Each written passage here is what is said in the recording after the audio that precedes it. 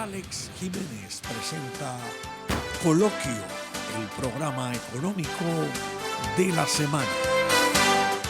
Muy buenos días, amigos y amigas de Coloquio. Como cada fin de semana, Esteban Delgado y Alex Jiménez presentamos Coloquio, el programa económico de la semana.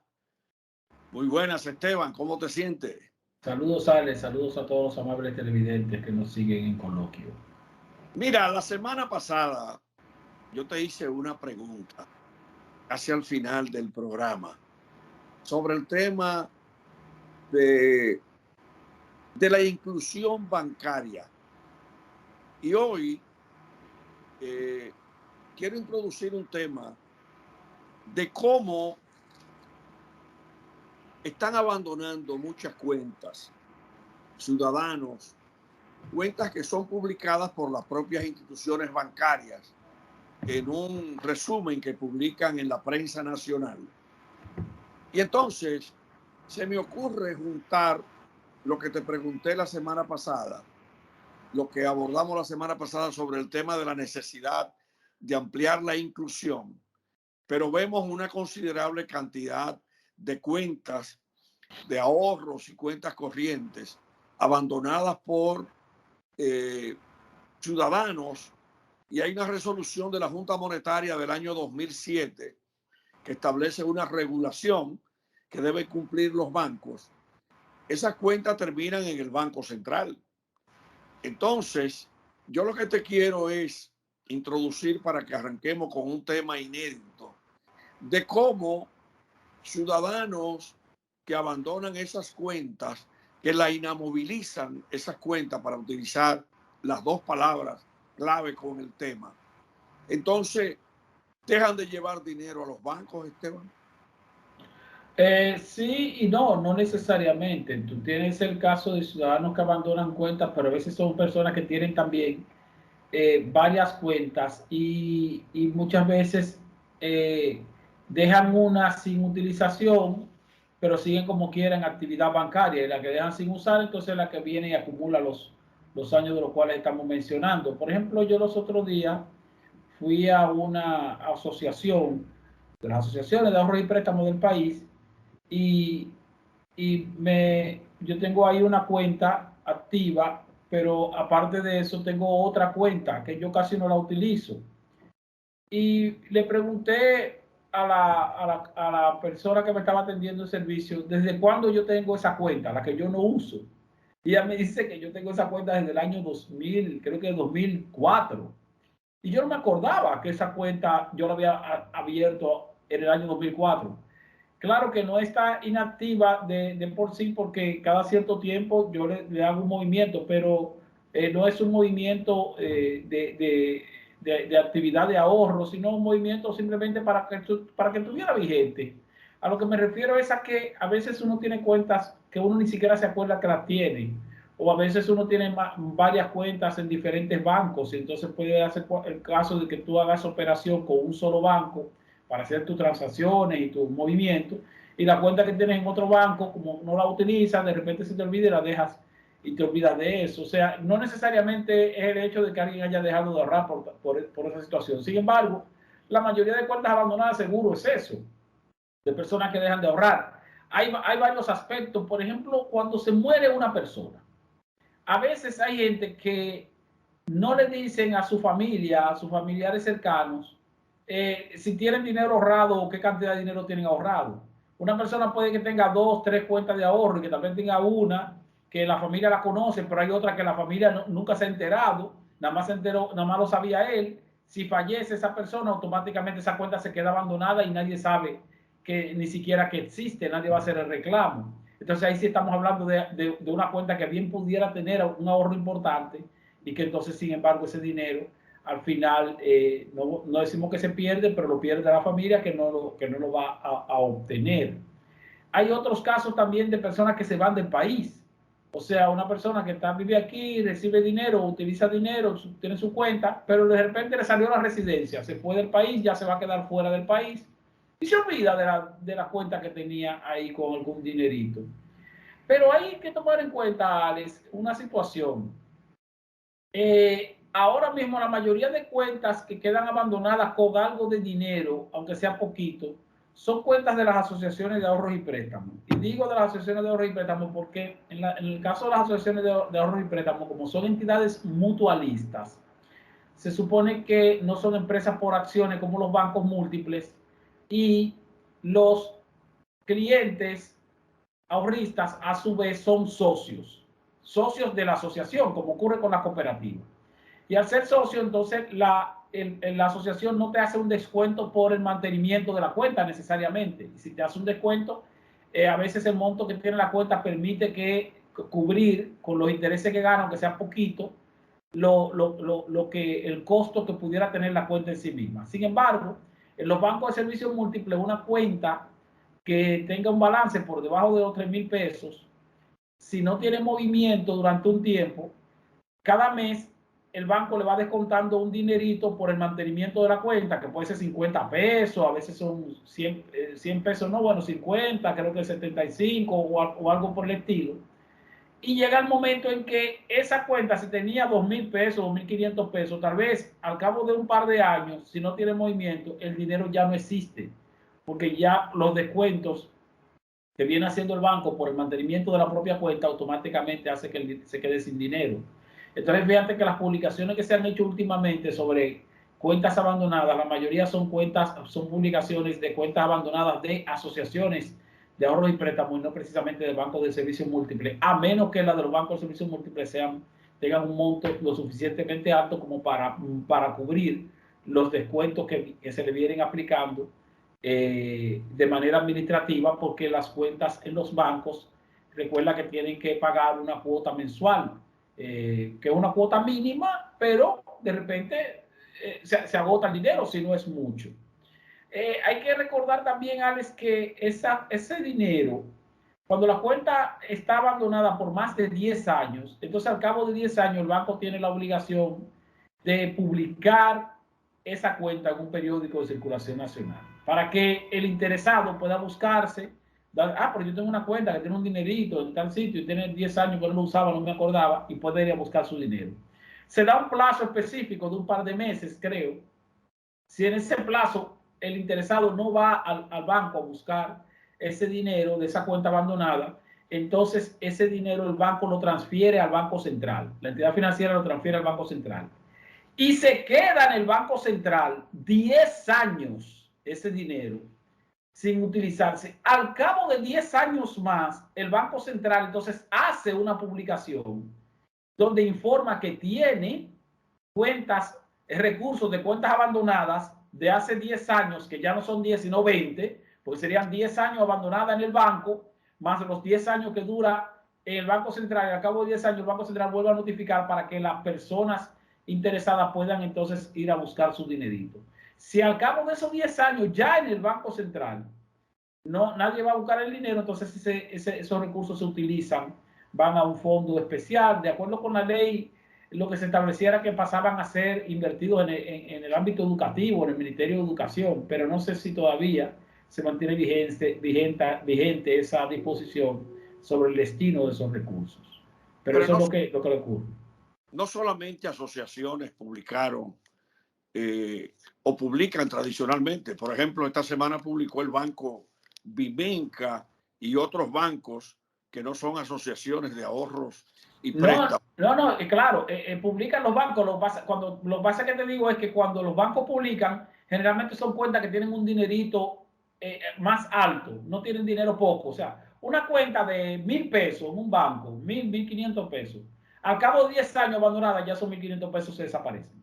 Ahora, si la cuenta tenía 10,000 pesos, 15,000 pesos, ese dinero todavía va a estar ahí, porque ese dinerito va ganando intereses suficiente como para cubrir el costo del desmonte mensual que se le hace por el mantenimiento.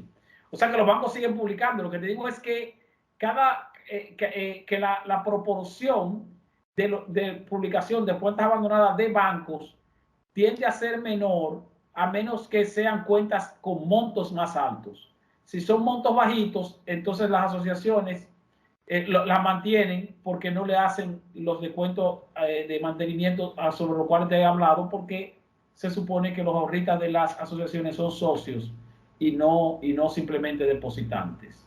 Pero ¿qué tiempo utiliza un banco de servicios múltiples para decidir que una cuenta es inactiva o está abandonada por el dueño? El abandono y la inactividad son diferentes. El abandono se considera cuenta abandonada al cabo de 10 años. Ahora, la inactividad son 6 meses. Si tú duras 6 meses sin darle movimiento a la cuenta, sin hacerle movimiento, ya sea depósito o retiro, entonces automáticamente se inactiva, se pasa a ser inactiva. Y ojo, si lo que recibe esa cuenta son transferencias y no depósitos, como quiera, como quiera se produce la inactividad. O sea, tú tienes por ejemplo, tú tienes un certificado en un banco y tú le dices al banco que te deposite los intereses en una cuenta. Esos intereses que te depositan en esa cuenta no mantienen esa cuenta activa porque es una transferencia electrónica. Al ser una transferencia electrónica, el banco no asimila esa transferencia como un depósito. El depósito cuando tú vas y haces el depósito por ventanilla o un retiro por ventanilla. Entonces ahí ya está activa otra vez la cuenta. O sea, eso es un mecanismo un poco extraño, pero es así como lo hacen los bancos. Esa decisión no me convence a mí. Esa transferencia es un depósito que le están depositando los intereses que ha ganado el certificado y que se está depositando en la cuenta y por lo tanto se está moviendo la cuenta. Sí, debería ser así, pero los bancos generalmente no lo registran como actividad en la cuenta, el hecho de que reciba una transferencia de intereses ganados de algún certificado de la misma institución. La superintendencia de banco debería ayudar a corregir ese tipo de detalles para también darle una a favor de los clientes de los bancos que necesitan también el estímulo, porque puede ser que la persona, como tú dices, esté en Estados Unidos, pero de esa manera está contribuyendo con la fortaleza del sistema bancario nacional, dejando en la propia institución bancaria los intereses que está recibiendo. Sí, así es.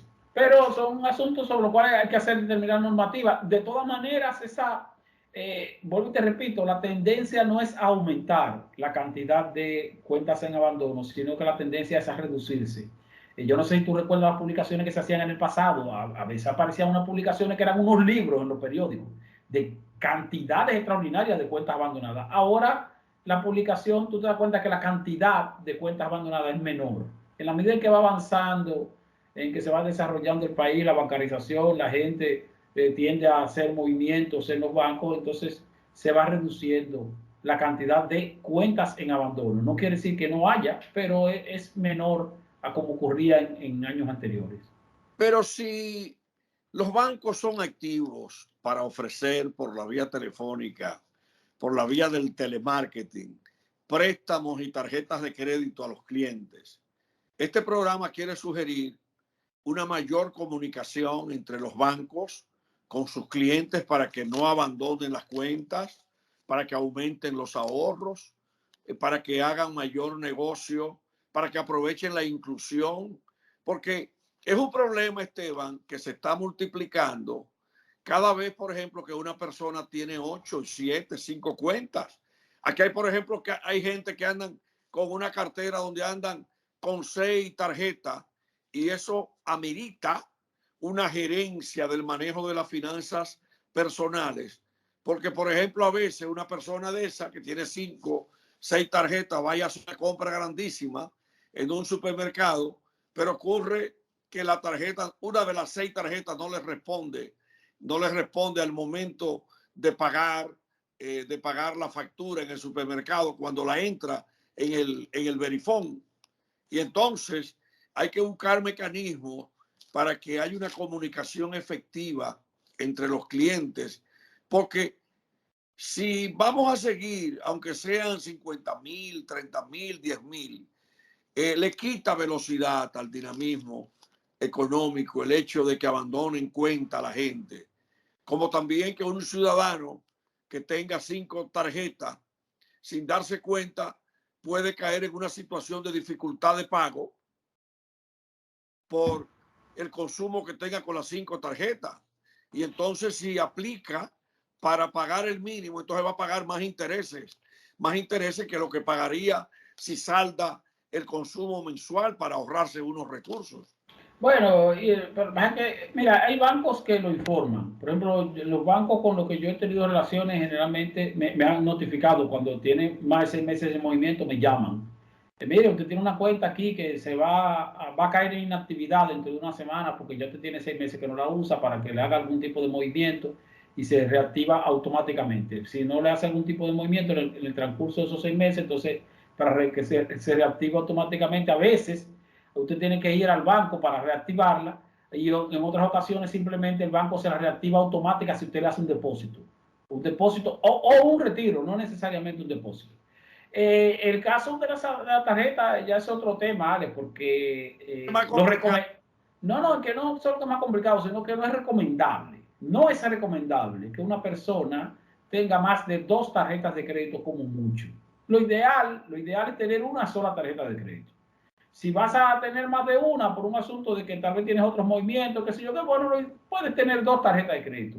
Ahora, nadie necesita más de 2 tarjetas de crédito, por más movimiento en términos económicos que tenga. Generalmente, las personas que tienen 5, 6, 7 tarjetas de crédito son personas que tienden a tener problemas de administración de sus finanzas personales. Casi siempre. Porque Bueno, el que es disciplinado en sus finanzas personales generalmente no pasa de 2 tarjetas de crédito, como mucho. Yo particularmente tengo una sola. Tenía 2 y hace un tiempito la cancelé, bueno, durante la pandemia, porque no la estaba utilizando y me quedé nada más con una sola. Pero nunca he tenido más de 2 tarjetas de crédito al mismo tiempo, no. No es necesario. mira, Esteban, a propósito del manejo de las finanzas, el reto que le genera a un ciudadano en cualquier país del mundo tener 2, 3 tarjetas de crédito. Yo creo que es un tema maravilloso derivado de ahí, de la gerencia en el manejo del uso del crédito a través de las tarjetas. Yo creo que es el momento adecuado para que analicemos el tema de un exitoso manejo de las finanzas de las familias dominicanas en este tiempo donde aparecen retos a cada minuto. Si, por ejemplo, una libra de arroz, una libra de carne, de salami, de habichuela, de guandules, de lo que sea sube, eso indica que el ciudadano tiene que buscar más dinero para comprar la lata de guandules. Por ejemplo, hace un tiempo una lata de guandules con coco costaba 50, 60 pesos, pero yo en días pasados vi en una cadena comercial de aquí de Santo Domingo una lata de guandules con coco de esa de 16 onzas, 15 onzas en 104 pesos. Esa diferencia entre 50 que costaba anterior y 54 más que hay que poner para comprarla, en el dado caso de que se mantenga ese precio, eso indica que esos 54 tú tienes que restárselo a otros productos que tú comprabas con esos 54 pesos adicionales. Entonces, las finanzas de las familias deben ser de planificación porque es un asunto complicado. Me preguntaba un televidente de Coloquio esta semana que cómo vive, por ejemplo, una persona que paga alquiler, que tiene que pagar transporte para ir a trabajar porque no tiene vehículo, tiene que atender la educación de los hijos, tiene prácticamente que comprar un plato del día todos los días para almorzar al mediodía. Después para retornar tiene que volver a pagar pasajes. Y yo creo que ese es un escenario con los limitados recursos que maneja una familia, un ciudadano, aunque a veces hay 3, 4 en una familia que tienen empleos y se distribuyen los gastos, pero no todos los casos son así. No sé qué tú piensas. Bueno, tiene toda la razón, pero es un asunto de ser disciplinado con el gasto. Mira, Alex, al final, las finanzas personales son una operación de suma y resta. Una operación de suma y resta y de fuerza de voluntad.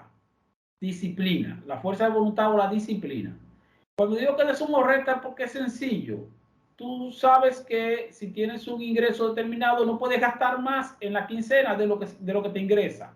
Porque si te gastas más de lo que te ingresa, vas a tener un déficit, te va a faltar dinero y vas a tener que buscarlo prestado. Si lo buscas prestado, vas a tener que pagar intereses. Si tienes que pagar intereses muy altos, entonces vas a terminar con una mayor deuda o con mayores compromisos. Entonces, al final es una operación de suma y resta. De repente tú dices, bueno, lo que pasa es que el dinero no me alcanza. Si el dinero no te alcanza, tienes que hacer recortes. Por eso la suma y resta, para decir, bueno, ¿dónde me toca recortar? ¿Qué cosas yo estoy consumiendo que bien puedo reducir el consumo o no consumirlas para que entonces mi quincena me alcance? Y que, si es posible, me sobre algo de dinero, aún ganando poco dinero. Entonces, la gente tiene que, como quiera, que calcular. Yo recuerdo que una vez, en mis inicios, cuando joven, cuando me casé, muy joven al principio, yo tenía un empleo, era un empleo de un ingreso bajito, mi pareja tenía un empleo un empleo también de un ingreso bajito. Yo recuerdo que nosotros en esa época íbamos al supermercado con una calculadora. En esa época no había celular. Íbamos con una calculadora. Entonces íbamos, ¿por qué? Porque decíamos, bueno, vamos a comprar en el supermercado en la quincena, tenemos disponible para el supermercado X cantidad de dinero. Entonces íbamos calculando los precios y lo que íbamos tomando para ver y no pasarnos de lo que teníamos que consumir en términos del monto disponible y de lo que necesitábamos en términos de los artículos que íbamos a requerir durante la quincena. Entonces, hoy día eso es hasta más fácil, porque lo hacíamos con una calculadora y a veces la gente se quedaba mirando a uno y a uno como que medio le daba vergüenza. Ahora con el celular, que tú tienes un celular en la calculadora, nadie va a saber que tú estás calculando y sin embargo tú puedes ir comprando en el supermercado con el celular en la mano y puedes ir viendo lo que vas a necesitar o no. Eso en situaciones, por ejemplo, que no son de abundancia, que es lo que ocurre con la mayoría de las personas que tienen salarios que están muy deprimidos, pero que aún así tienes que saber que tu consumo nunca va a poder estar por encima de tu nivel de ingreso. ¿Por qué? Porque automáticamente vas a tener un déficit. Y entonces por eso digo que es un asunto de suma y resta. Ahora, ahí hay que tener disciplina. La disciplina es el hecho de que tú ves que los dominicanos somos muy del momento. Y a veces tú ves que la gente te dice que, no, bueno, mira, que fui a tal sitio y vi tal cosa, y di un tarjetazo y lo compré. Di un tarjetazo, es como quien dice, bueno, yo sabía que no podía comprarlo, yo sé que ese tarjetazo al final me va a crear un problema, pero como quiera lo compré, me di ese gusto. O sea, esa disciplina de tú saber lo que tú vas a comprar, si lo necesitas o no lo necesitas, y darle prioridad más a lo que necesitas que a lo que deseas. Es como cuando vas a comprar un pantalón. Si tú necesitas un pantalón jean negro, porque lo necesitas para el trabajo, porque en el trabajo te exige un pantalón jean negro, entonces tú tienes la opción de ir a buscar un pantalón jean negro y comprar el que necesitas o comprar el que te gusta. Quizás el que te gusta es un jean negro de marca que cuesta 3,000 pesos. Ahora tú necesitas un jean negro y hay otro que cuesta 1,000. Entonces, ¿qué tú vas a hacer? Vas a comprar el que cuesta 3,000 porque ese es el que te gusta, aun cuando tú nada más tienes 2,000 pesos en el bolsillo, o vas a comprar el que cuesta 1,000 pesos, que es el que tú necesitas y te va a sobrar 1,000 pesos porque vas a gastar 1,000 y te van a quedar 1,000 de los 2,000 que llevaste. O sea, la diferencia entre tú quedarte con un déficit de 1,000 pesos en la tarjeta de crédito o quedarte con un superávit de 1,000 pesos y llevarte el mismo artículo que ibas a consumir, solamente dándole prioridad al artículo que necesitas y no necesariamente al artículo que deseas. Bueno, tenemos que ir a una pausa, Alex.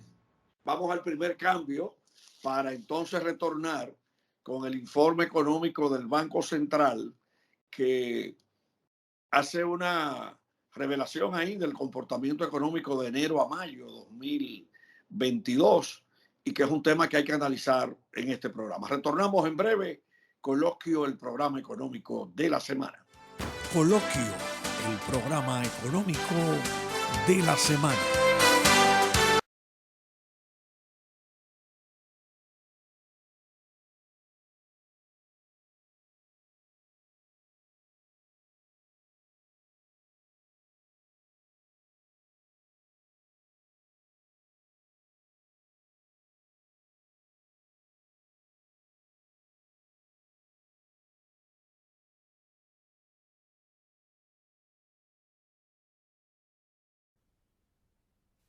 Alex Jiménez presenta Coloquio, el programa económico de la semana.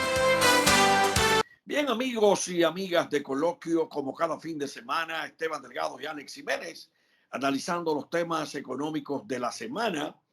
Esteban, el turismo dominicano, según el Banco Central, creció en enero-mayo en 35%. De acuerdo con lo que informa el Banco Central, ciertamente el sector hoteles, bares y restaurantes creció en un 35% en los primeros 5 meses de este año. Es un crecimiento creíble y entendible, tomando en cuenta que los primeros 5 meses del año 2021 no fueron tan buenos en materia turística. Todavía a principios del 2021 la pandemia nos estaba dando duro. El turismo se vino a recuperar más o menos un poquito a finales del 2021, no a principio. Al principio todavía era bajo. Por lo tanto, cuando comparamos el 2022 con el 2021, ciertamente tenemos un crecimiento bastante favorable. Pero hay que citar a Alex en términos generales primero. Creo que, fíjate que el Banco Central emitió su informe esta semana sobre el comportamiento de la economía. Casi siempre lo hace el primero o segundo día del mes siguiente al que se va a reportar. Y el en esta ocasión se tardó una semana el Banco Central para ofrecer el informe sobre el índice mensual de actividad económica, conocido como el IMAE. Dice el Banco Central que el pasado mes de mayo la economía registró un crecimiento de 4.8% y que el promedio del crecimiento en enero-mayo, o sea, los 5 meses de este año, es de 5.6%. Ese crecimiento del 5.6% en términos promedio durante los primeros 5 meses de este año está ligeramente por encima de la meta de crecimiento que se ha trazado el propio Banco Central, que dice que la economía va a crecer más o menos un 5% durante el año completo, toda vez que va a haber cierta desaceleración debido a las medidas de restricción que está tomando la propia autoridad monetaria para controlar la inflación. Si seguimos a ese ritmo, entonces pudiéramos terminar el año con un crecimiento más o menos así, entre 5 y 6%. Alrededor ahí es que está. Sí, tal vez un 5.6%. Los sectores que crecieron durante el periodo enero-mayo, dice el Banco Central que el sector agropecuario creció 2.4%. El sector agropecuario viene creciendo poco, hace ya un tiempo. Tímidamente, ¿eh? Sí, la explotación de minas y canteras, un decrecimiento de menos 17.6%. Fíjate lo que siempre nosotros hablamos, Alex. Que las exportaciones mineras están creciendo por precio, no por volumen exportado, no por cantidad. La manufactura local, que es la industria local, creció un 4.7%. La industria de zona franca, la manufactura de zona franca, 7.9%. Le está yendo muy bien al sector de zona franca. Casi al doble de la manufactura local. Sí, así es. El sector construcción, 3.2%. Fíjate que el sector construcción no está creciendo mucho. ¿Por qué? Porque la medida de restricción monetaria de parte de las autoridades monetarias tienden a limitar el acceso al crédito para la compra, para la inversión en construcción, Alex. O sea, se desacelera. En la medida en que sube la tasa de interés, ¿qué capacidad va teniendo la gente para tomar préstamos de viviendas y los mismos desarrolladores para desarrollar proyectos, y tomando en cuenta que las ventas se han desacelerado por la situación propia de la restricción del circulante de parte de la autoridad monetaria? Pero ahí hay dos elementos también. Mira, por ejemplo, cómo el costo de una vivienda económica que llegaba a 2.5 millones de pesos no hace mucho, ya eso anda por casi 5 millones de pesos una vivienda económica. Y además, Esteban, los precios de los materiales de la construcción están también por las nubes. Por las nubes, sí. Combinado con la escasez de dinero para el sector, como el incremento de las tasas de interés, son elementos muy fulminantes para ese sector tan dinámico de la economía, que mueve la dama que fríe los plátanos en la zona donde construyen los apartamentos, el friero, el dueño del colmado, el taxista, el motoconchista. Ese es un sector muy dinámico, pero yo te tengo una bomba sobre ese tema combinado con otro tema que hemos abandonado, que hemos analizado, y es que la caída a ese nivel del sector construcción, más apenas una inversión de capital de menos del 10% en lo que va del año, es mortal para la economía. Así es, Alex. Y es como tú hablas en el asunto de los precios. El sector de la construcción es uno de los que más ha sufrido los embates de la inflación. Todos los materiales de construcción, todos, absolutamente todos han aumentado de precio. E incluso el caso del cemento es digno de mencionar porque el precio del cemento prácticamente se ha duplicado en los últimos 2 años, Así es. principalmente en el último año. En el área de servicios, ¿sabes? Los servicios en sentido general crecieron 7.6%, impulsados principalmente por el servicio de hoteles, bares y restaurantes, que es el de turismo, que creció un 35%. El sector comercio mantiene un crecimiento del 7.2%, ha estado más o menos estable. El sector comercial crece más o menos a ese nivel casi siempre. Transporte y almacenamiento 8.3%, comunicaciones 5.8%, servicios financieros, que es el sector bancario, 6.5%, actividades inmobiliarias de alquiler 4.1%. Fíjate cómo las actividades inmobiliarias de alquiler están creciendo poco, igual que el sector construcción, o sea, porque están muy vinculados, muy relacionados. La enseñanza, que es educación, bueno, 3.8, salud 9.4, ahí ha habido un crecimiento mayor. Otras actividades y servicios que no se especifican, 10.9, y la administración pública, esto es interesante, la administración pública muestra un crecimiento de 8%. ¿Cómo se explica, Esteban, que el sector zona franca, que está súper activo, venga y crezca 7 y pico por ciento y el sector público crece un 8%? Sí, ¿Qué está salario, más nombramiento o qué? Tiene que ser en ese aspecto, porque ¿en qué otra área puede el sector público, como sector público, mostrar un gran crecimiento?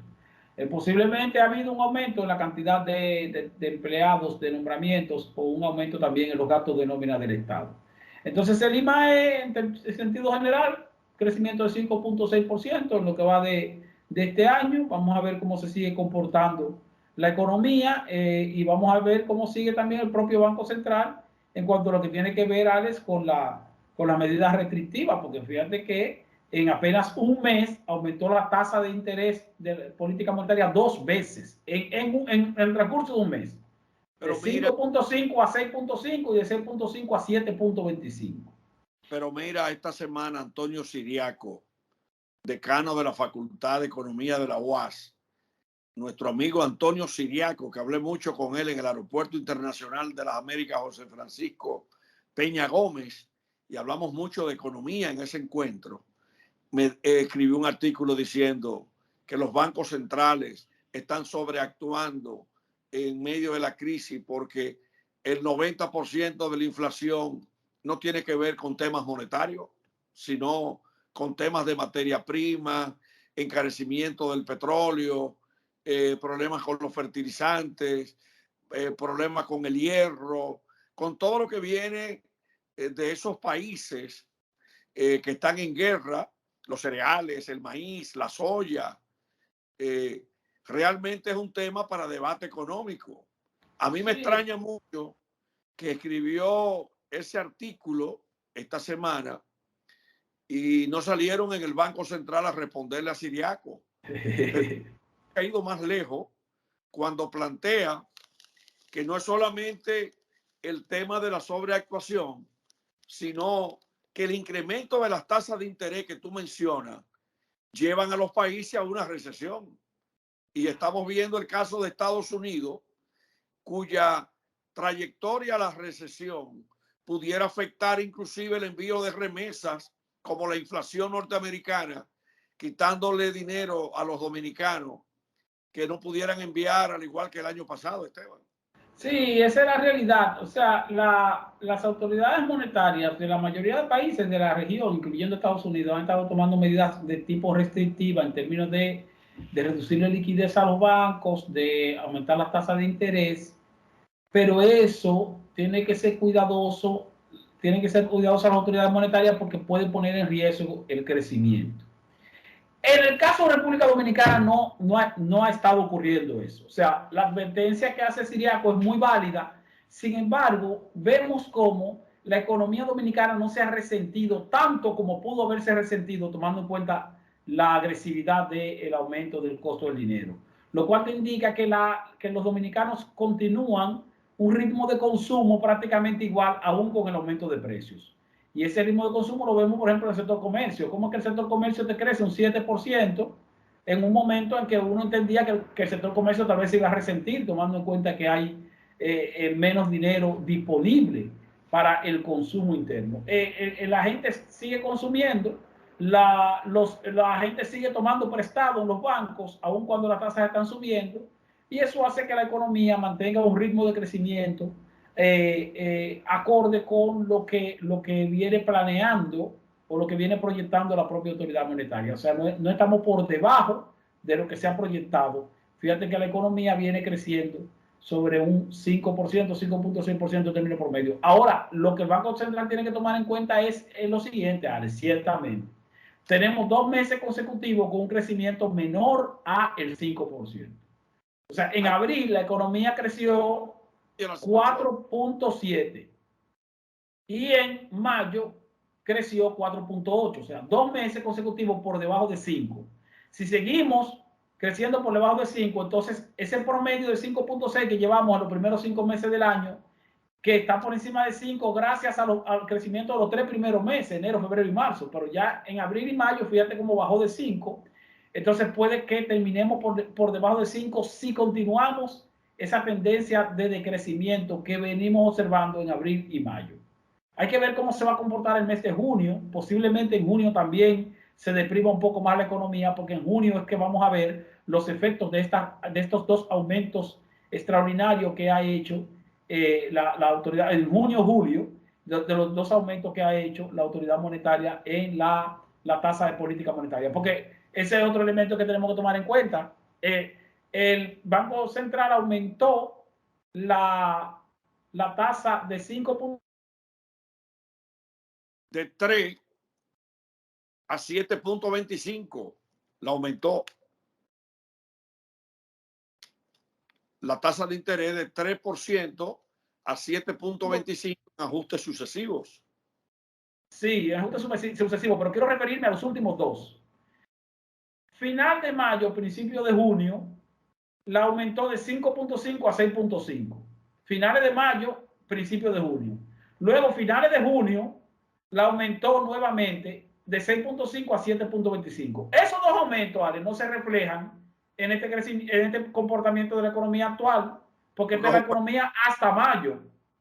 Entonces, esos aumentos de finales de mayo y de finales de junio, 2 aumentos en la tasa de interés consecutivos que suman 175 puntos básicos, se van a comenzar a ver en julio, agosto, que cuando se refleja ese aumento que se está produciendo en el costo del dinero a través de los ajustes de las tasas de interés de los bancos. O sea, que todavía no estamos viendo el efecto negativo o el efecto restrictivo de los últimos 2 aumentos que tuvo la tasa de política monetaria. Lo vamos a ver es ahora en julio y en agosto, y eso lo vamos a poder percibir en términos visuales cuando el Banco Central emita su informe de crecimiento de la economía.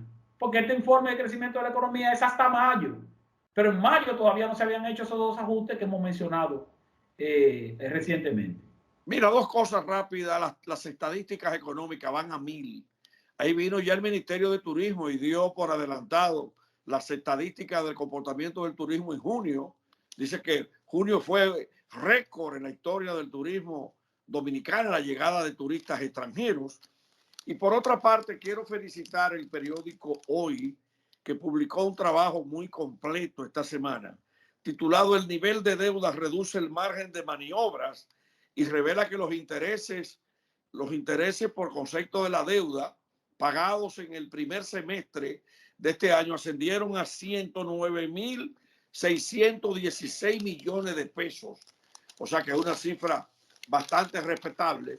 Si a esos 109.000 millones le sumamos más de 40.000 millones en subsidio, solamente en 2 partidas caminamos a más de 150.000 millones de pesos, Esteban.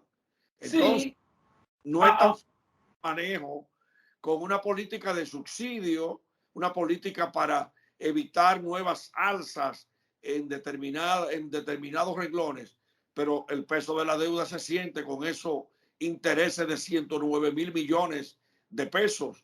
Sí, pero hay que tomar en cuenta algo, Alex. Esos 109 mil millones de pesos era lo que estaban programados para este año en el presupuesto. O sea, Ajá. que eso no te altera el déficit más allá de lo que se programó en el presupuesto, que son 175 mil millones de déficit. Los que se están invirtiendo en subsidio en este año, lo que va de este año, se han invertido en subsidio más o menos 25 mil, 26 mil millones de pesos. Exacto, Sin embargo, sumaron lo del año pasado. Sí, lo que están sumando el año pasado, pero hablando de este año, tomando en cuenta el presupuesto de este año, hasta mayo de este año, las recaudaciones de impuestos internos y de aduana estaban en 45 mil millones de pesos por encima de lo estimado. Exacto. Quiere decir que las recaudaciones, gracias al aumento de precios, gracias a la inflación precisamente, y no la eficiencia necesariamente. Eso es un problema de ingresos. Claro, las recaudaciones están por encima de lo estimado, por lo tanto, superan el monto que se ha invertido en subsidio y aún así sobra dinero. Lo que indica que el déficit programado para este año, en lugar de aumentar, debería reducirse. Exacto. Debería reducirse. Yo estoy esperando a ver cuando el gobierno someta el proyecto de ley de presupuesto complementario, porque no puede hablar de que necesita endeudarse más. ¿Por qué? Porque si tú estás diciendo que tus recaudaciones están por encima de lo estimado y ya tú tienes un déficit programado para este año, si esas recaudaciones aumentan por encima de lo estimado en una proporción superior a lo que se está gastando en subsidios, entonces el déficit no puede subir. El déficit nada más puede subir si los subsidios superan el exceso de ingresos. Ahora, si los subsidios no superan el exceso de ingresos programado, entonces el déficit no tiene por qué aumentar más de lo que está programado. Porque no es que no haya déficit, sino que tenemos un déficit programado para este año de 3% del Producto Interno Bruto. Bueno, pues se debería mantener igual, no debería aumentar. Si sigue el ritmo de las recaudaciones como va. Tenemos que ir a una pausa. Vamos a otro cambio para venir con el segmento final, que yo tengo ahí dos temas sumamente calientes y lo voy a introducir rápidamente.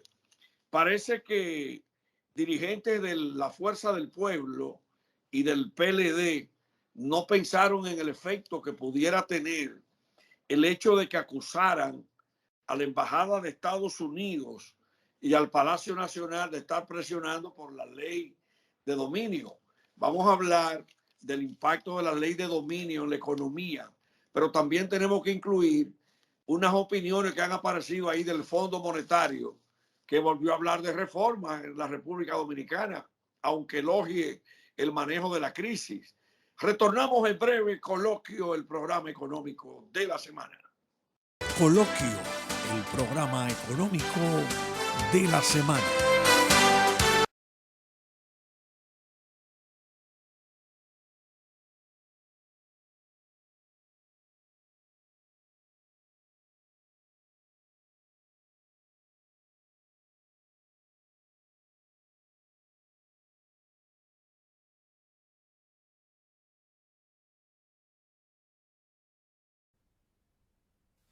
Alex Jiménez presenta Coloquio, el programa económico de la semana.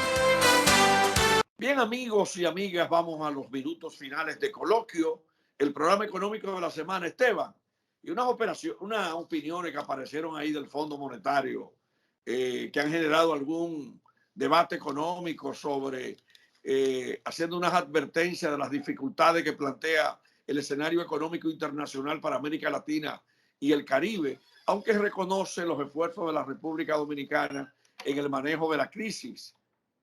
Sí, el Fondo Monetario Internacional está haciendo como quiera unas observaciones que no han de sorprender. O sea, son las observaciones que amerita en estas circunstancias.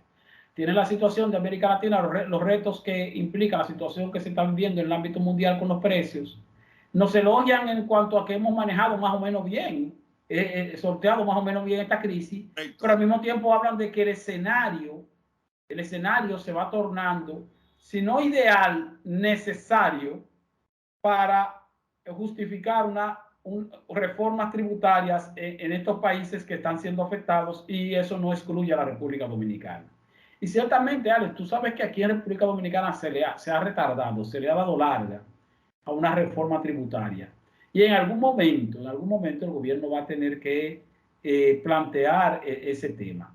Ya no va a ser en esta gestión gubernamental, porque ya viene el 2023, que es un año preelectoral, en el año 2024, entonces posiblemente haya o no haya reelección, es muy probable que a finales del 2024 se plantee aquí una reforma fiscal quizás más profunda de lo que nos imaginamos y al mismo tiempo impostergable. O sea, yo no creo que ningún presidente, ya sea Luis Abinader o cualquiera que lo sustituya en el año 2024, si es que lo sustituyen, pueda pasar del año 2024 sin hacer una reforma fiscal. O sea, la posposición ya no aguanta más, porque ciertamente hay que hacer una reforma, no solo porque se necesita aumentar las recaudaciones del Estado, sino también porque hay que simplificar nuestro código tributario. Nosotros tenemos un código tributario que está demasiado accidentado, tiene demasiados parches y hay que simplificarlo de forma que sea fácil de aplicar. Y esa facilidad de aplicarlo va a contribuir también con una mejor forma de enfrentar la evasión y un mayor flujo en cuanto al pago de impuestos, mayor facilidad para que las empresas se formalicen y puedan también tributar las que están en informalidad, porque fíjate que nosotros tenemos una informalidad, Alex, que ronda el 60%, 58, 59%, que es muy alta, aun cuando las autoridades monetarias dicen que en términos promedio en otros países, pero no es un asunto de otros países, es un asunto de la situación nuestra. Y la situación nuestra indica que nuestra informalidad es bastante alta. Pero yo creo que la evaluación que hace el Fondo Monetario Internacional en sentido general al tocar a la República Dominicana es la misma. Sí, es la misma, pero al mismo tiempo nos deja una posición más o menos favorable. No es que estamos tan mal, ¿eh? No pensemos que estamos peor que otros países que le está yendo mucho más mal que a nosotros. Mira, Esteban, rápido. ¿Qué me iba a decir? No digo que esa es la realidad en términos del fondo. Rápidamente, el sector comercial y el pueblo están rechazando lo que muchos están hablando de sobrefacturación. Esta semana volvió a hablarse de apagones en una parte de la concesión de este, en la parte este. Yo creo que hay que resolver esos problemas porque hay gente aquí que le han duplicado la tarifa eléctrica y se está quejando el pueblo. En el Cibao, el sector comercial está hablando de sobrefacturación. Es decir, que tenemos demasiados problemas juntos y como que hay que bajar un poquito la caldera porque hay demasiadas cosas. Y además ahora con estas las dos subvariantes del coronavirus, más, ¿cómo que se llama la otra cuestión del mono? ¿Cómo es la? Sí, la viruela del mono. Viruela del mono. Que ya tenemos un caso confirmado aquí en República Dominicana, sí. Hay que bajar, o sea, el ambiente. No sé qué queda ahí de tiempo, pero yo quiero felicitar a todos los dominicanos que en este momento se están levantando de sus camas para trabajar este fin de semana, aportarle a la economía y creer en su país, en el país que tenemos, en el país donde nacimos. La gente se levanta para ir a hacer cosas positivas por la nación.